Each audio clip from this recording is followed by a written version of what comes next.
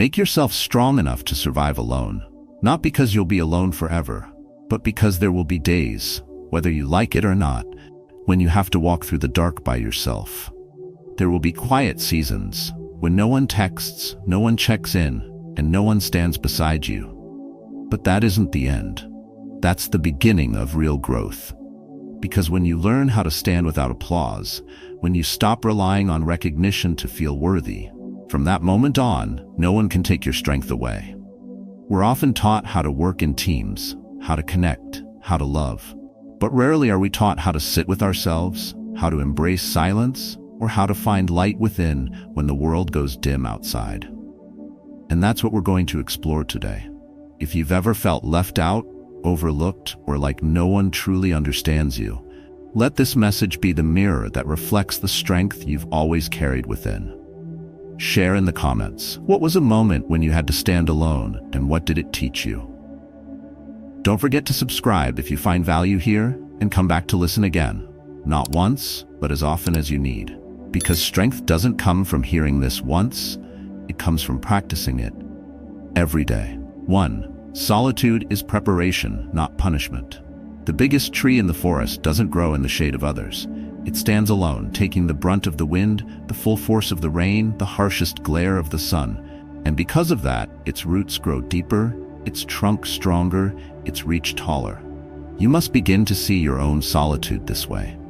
Not as rejection, not as failure, but as foundation. Because there will come a season when your phone goes quiet, when no one checks in, when the table has only one plate. And in that silence, the mind plays cruel tricks. It tells you you've been abandoned, forgotten, overlooked. But the truth is quieter, deeper, and much more powerful. You are being forged. Most people fear stillness because they have never learned to master it. They run from quiet moments, flood their minds with noise, and keep company just to avoid facing themselves. But what if you stopped doing that? What if you chose to see every moment of solitude as sacred? Because that's what it is.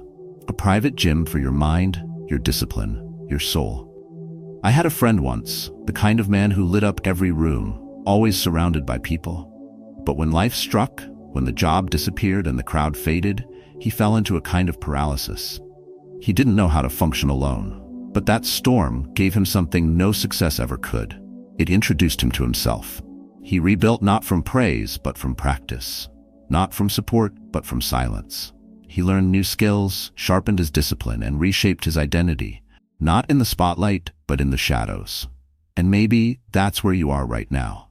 Wondering why life has pulled you back. Why is no one clapping? Why does the room feel so empty? But ask yourself, when was the last time you gave yourself undivided attention? When was the last time you stopped chasing applause and just listened to your own breath, your own thoughts, your own truth? See, real power doesn't come when you're surrounded. It comes when you stand still and realize that solitude is a mirror. It reflects not what you show others, but what you hide from yourself. This is not punishment. This is personal training. You are being equipped, not for a quiet life, but for a stronger one. And that strength, the kind that lasts, cannot be borrowed. It must be built. The world may applaud your highlight reel, but it will test you in your lowest moments.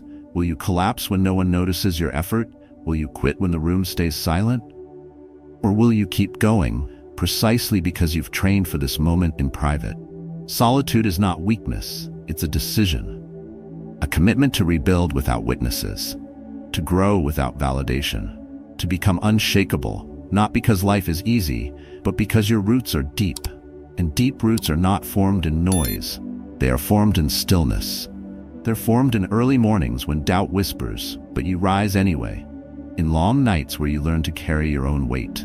In decisions that nobody sees but define everything. So the next time you find yourself alone, stop asking what went wrong. Ask what's being built. And don't waste that silence. It's a rare, powerful space. A space most people run from. But if you can learn to stay, to listen, to practice resilience there, then you'll carry something inside you that no applause, no company, no approval could ever give. You won't just survive solitude.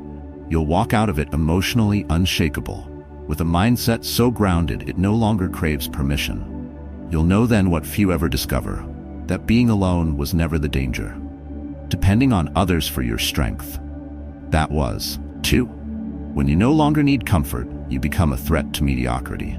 Some people can only move forward when they have a map, a voice guiding them, and a green arrow blinking on a GPS.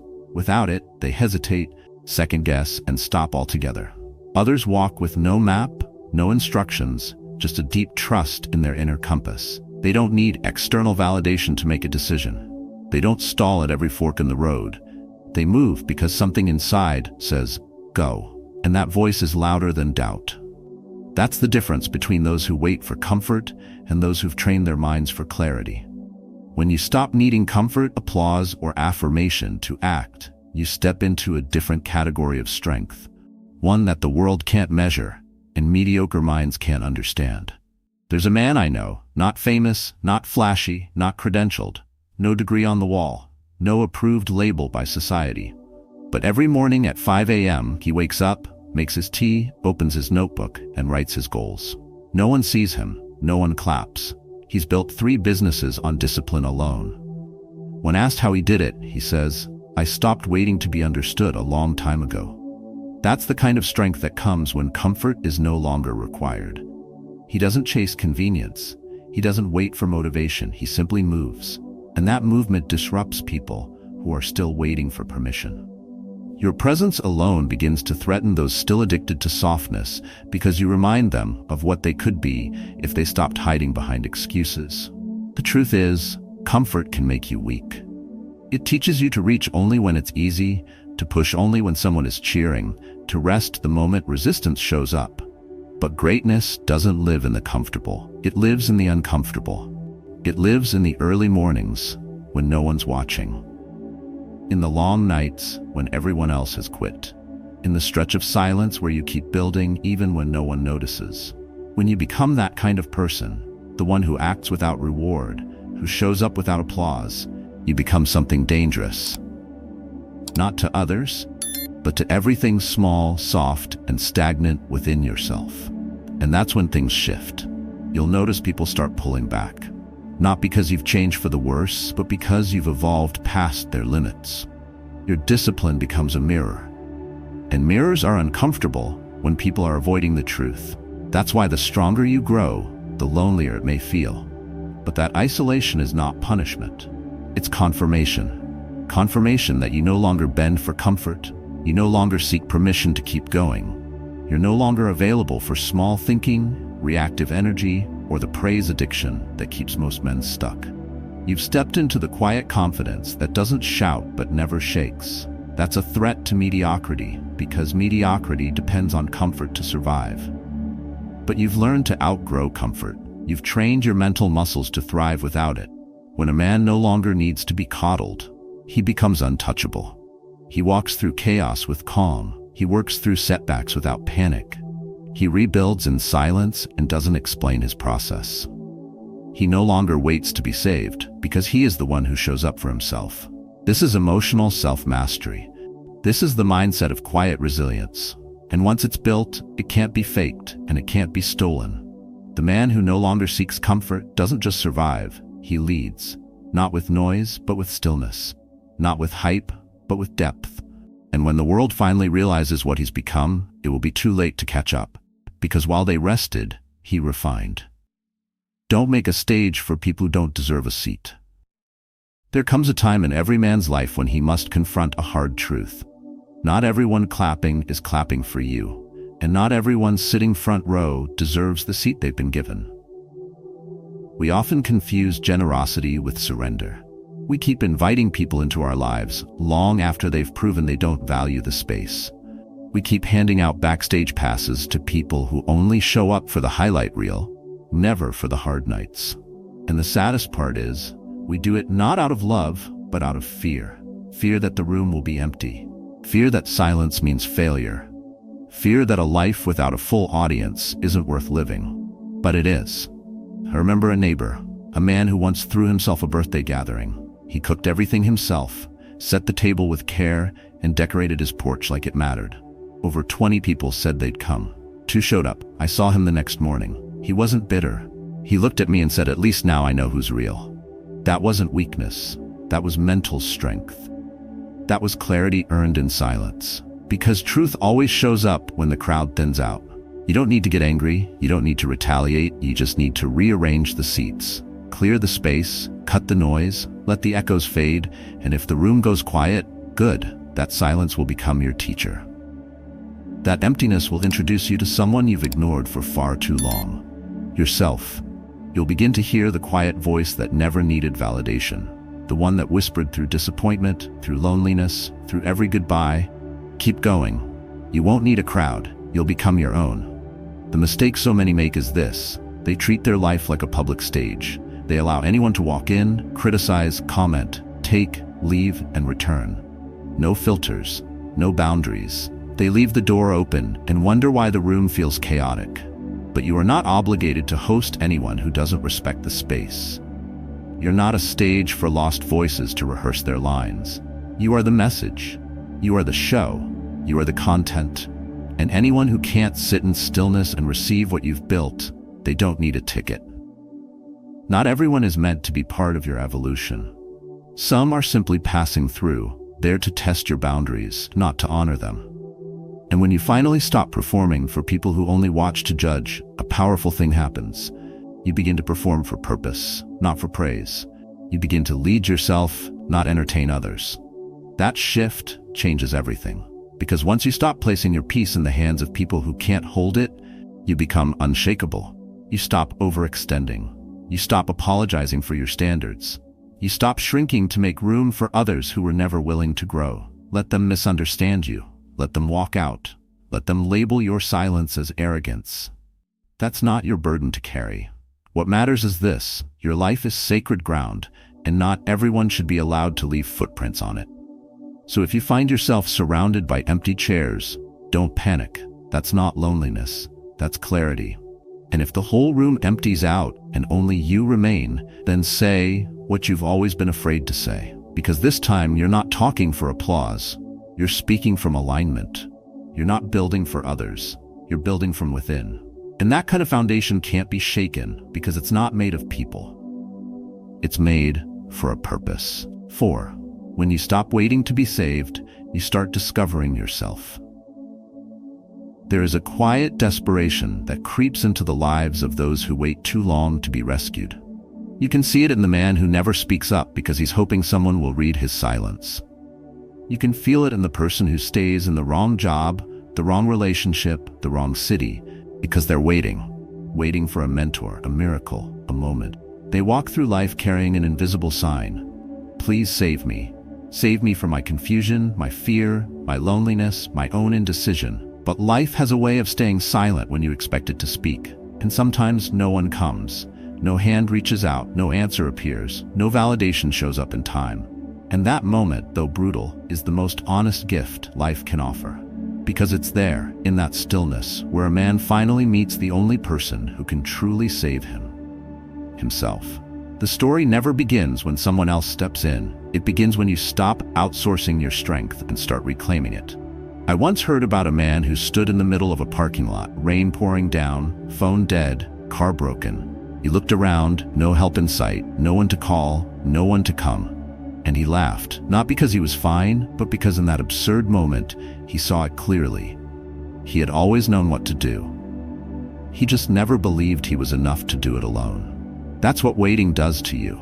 It robs you of motion. It makes you a prisoner of hope, not the hopeful kind, but the paralyzing kind, the one that convinces you to sit still until someone else makes the first move.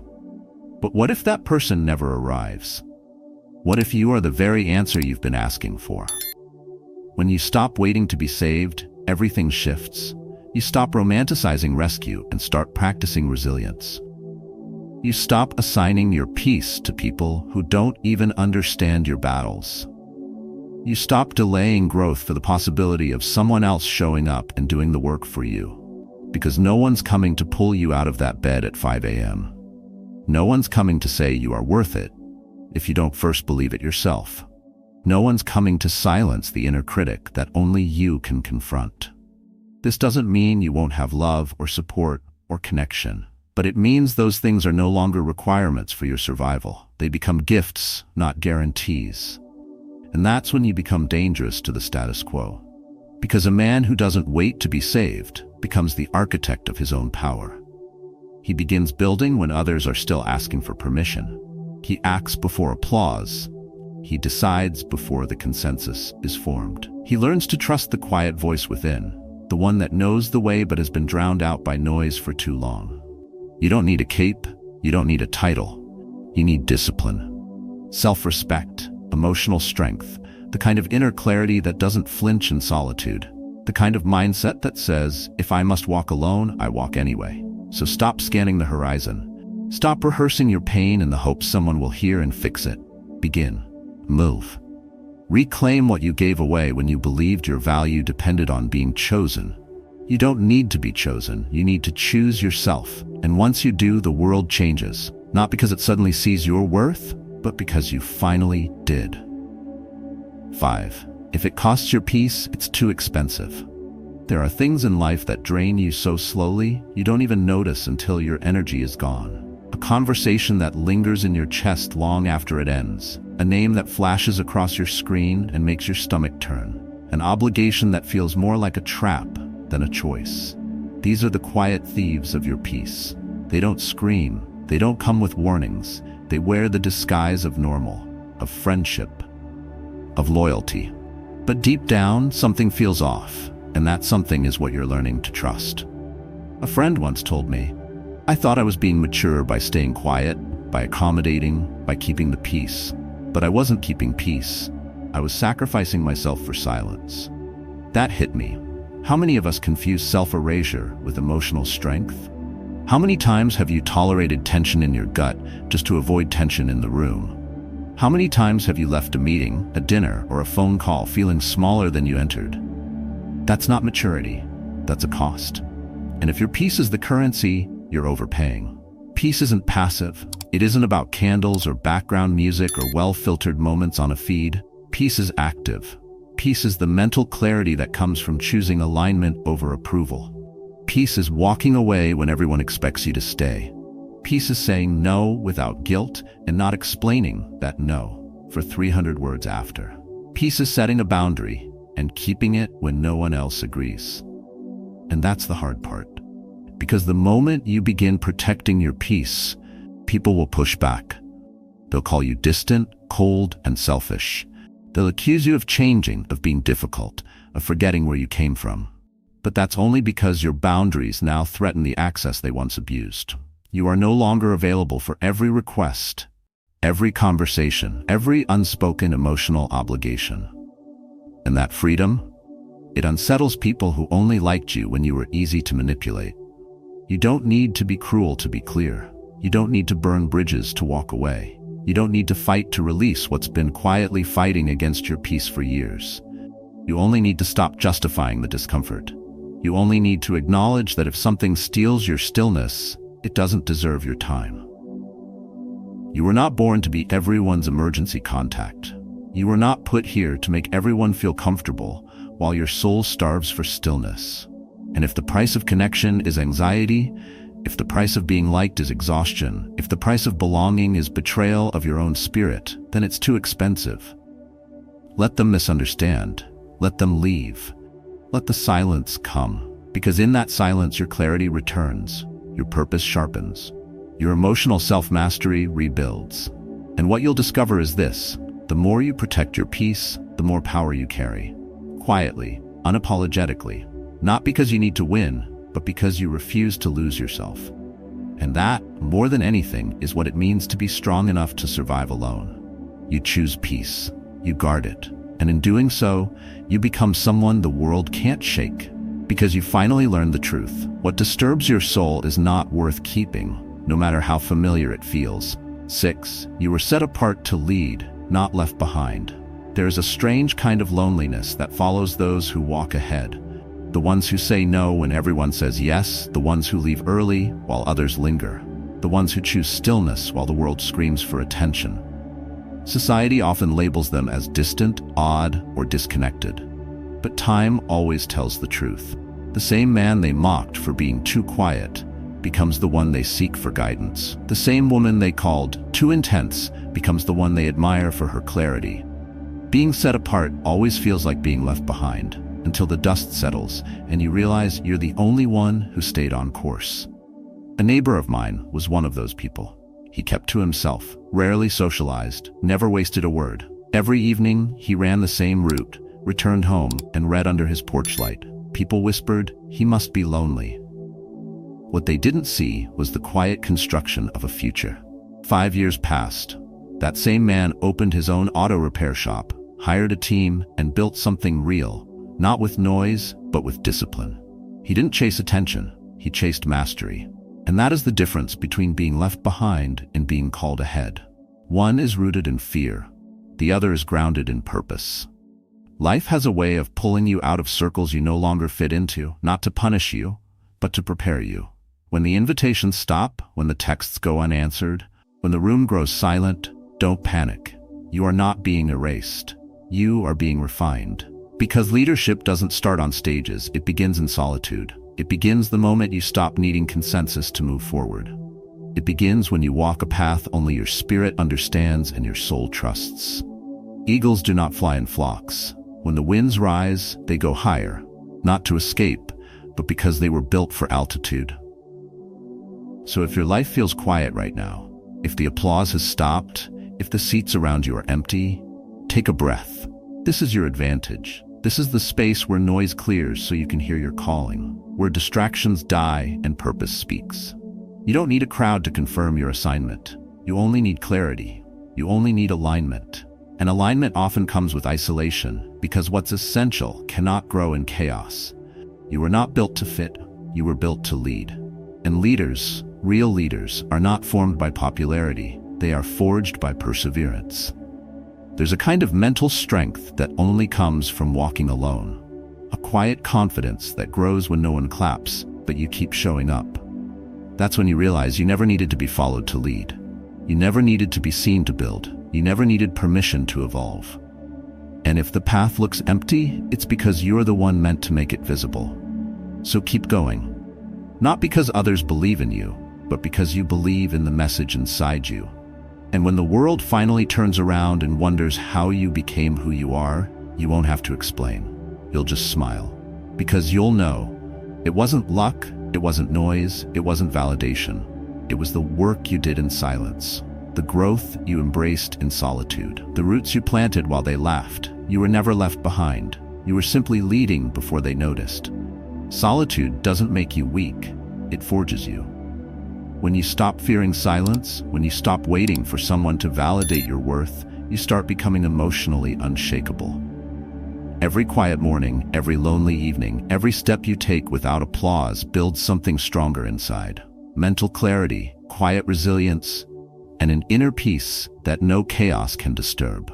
This is how you protect your energy, how you rise with self-respect, and how you build a life that no one can take from you. So ask yourself, what are you still holding on to that's costing your peace? What parts of yourself are you still dimming to stay connected to people who don't see your worth? Now is the time to reclaim your strength, not in noise, but in silence. This is your path. Walk it with certainty. If this message spoke to something in you, I invite you to share your story in the comments below. When was the moment you realized you had to survive alone? And how did it shape you? Your voice might be exactly what someone else needs to hear. And if this gave you clarity today, don't forget to like the video and subscribe for more lessons on building quiet power and living aligned.